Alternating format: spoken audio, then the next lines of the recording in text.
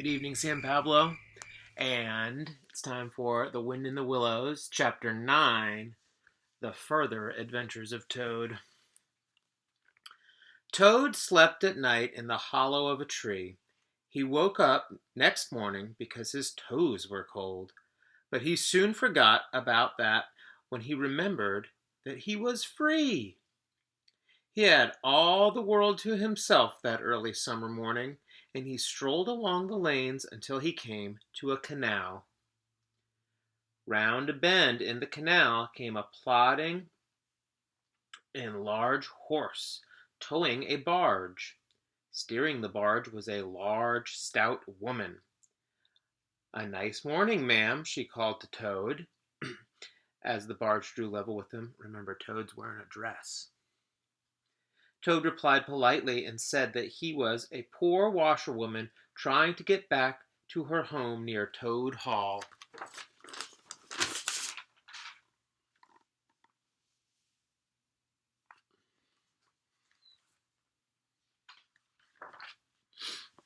"Toad Hall," answered the bargewoman. "Why, I'm going that way." "Toad's luck again," thought Toad as he stepped lightly on board the barge. "I always come out on top." But there was a surprise in store for Toad this time. "You can get on with my washing for me," said the bargewoman. Toad's back was aching and his wet paws were getting all crinkly. The bargewoman suddenly laughed. "Why, you can't wash at all," she said, and looked at him closely. "Well, I never! A horrid, nasty Toad, and in my clean barge!" And she threw Toad over the side.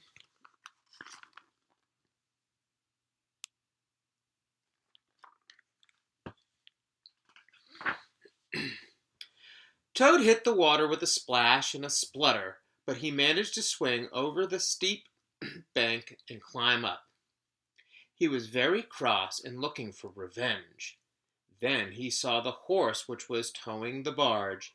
He ran after it, unfastened the tow rope, jumped up onto the horse's back, and went off at a gallop. He just stole that lady's horse. He traveled a long way when he came to a gypsy caravan where a man was sitting by a fire of sticks.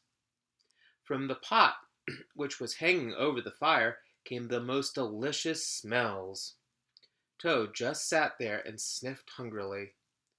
"Want to sell that horse of yours?" asked the gypsy.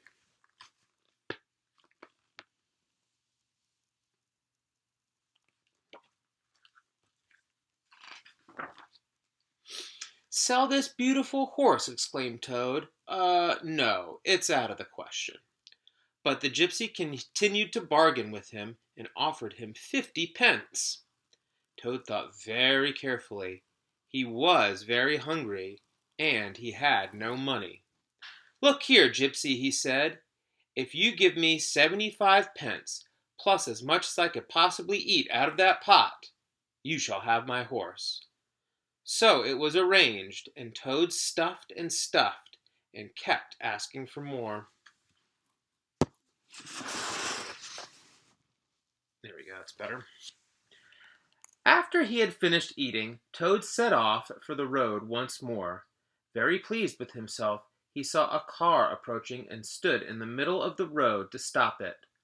But oh dear, as it slowed down, he recognized it as the car he had stolen. Poor Toad collapsed in despair in the road. Toad thought that the police in the car would send Toad thought that the people in the car would send for the police. But no, all they saw was a poor old washerwoman lying in the road, and they decided to ask her to the nearest village.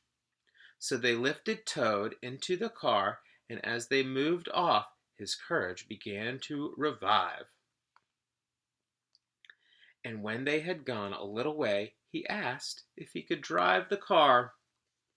How they laughed! "Let the old lady try." Toad eagerly took the wheel and drove off, very slowly at first, then faster and faster. And when he started boasting what a clever Toad he was, they realized their mistake and tried to grab him. The car went through a hedge, and they all landed in a muddy pool.